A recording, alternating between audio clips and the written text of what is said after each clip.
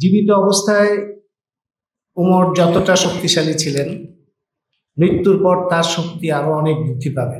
যারা কাজ করেছেন, যেভাবে কাজ করেছেন, যে চিন্তাগুলো এসছে, সেগুলো যদি পর্যালোচনা করা না হয় তাহলে একই ধরনের ভুল আবারও হতে পারে। বুদ্ধিবৃত্তিক চর্চা থেকে বদরুদ্দীন ওমরের পুরো জীবনটা খেয়াল করলে দেখা যায় যে তিনি বুদ্ধিবৃত্তিক চর্চা করতে করতে একটা পর্যায়ে বিপ্লবী রাজনীতির মধ্যে প্রবেশ করেছেন। এটা তার বুদ্ধিবৃত্তিক যে বিকাশ, সেই বিকাশের মধ্যে দিয়ে বিপ্লবী রাজনীতির সাথে তার সাক্ষাৎ। এটা নিছক আবেগ কিংবা উচ্ছ্বাসের মধ্যে দিয়ে আসে নাই। এটা খুব শক্তিশালী একটা ভিত্তির মধ্যে তৈরি হয়েছিল বলে জীবনের শেষ দিন পর্যন্ত তার থেকে তিনি বিচ্যুত হন নাই। বাংলাদেশে বাম আন্দোলন, বিপ্লবী আন্দোলনের দুর্বলতা সম্পর্কে আমরা জানি।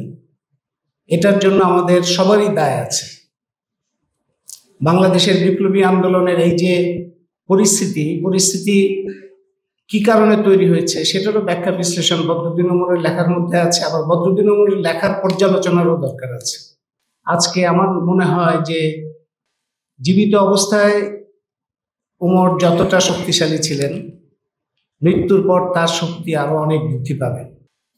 তার যে বুদ্ধিবৃত্তিক কাজ, তার যে রাজনৈতিক কাজ, তার যে সাংগঠনিক কাজ, তার যে হাল ছেড়ে না দেওয়া, এবং প্রত্যেকটা সমাজে এরকম একজন লোক থাকতে হয় যিনি দিশা হিসেবে থাকেন এবং তিনি একটা দৃষ্টান্ত হিসেবে থাকেন। আজকের দিনে তরুণদের মধ্যে অনেক সময় এরকম একটা প্রবণতা দেখা যায়। এক্সট্রিম মশার কয়েল প্ল্যান্ট ফাইবার দিয়ে তৈরি, ডেঙ্গু, চিকুনগুনিয়া বাহি সহ যে কোনো মশার বিরুদ্ধে দেয় এক্সট্রিম সুরক্ষা।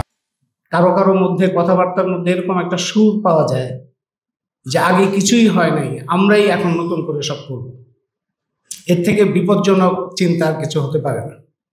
বিপজ্জনক এই কারণে যে আগে যারা কাজ করেছেন, যেভাবে কাজ করেছেন, যে চিন্তাগুলো এসছে, সেগুলো যদি পর্যালোচনা করা না হয় তাহলে একই ধরনের ভুল আবারও হতে পারে।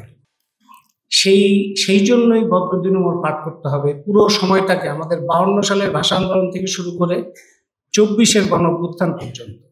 এই পুরোটা সময় রাজনীতি, অর্থনীতি, বিশ্ব পরিস্থিতি, বাংলাদেশের বিপ্লবী আন্দোলন, সমস্যা, সমস্ত কিছু বোঝার জন্য ওমর হচ্ছেন অনিবার্য একজন সঙ্গী।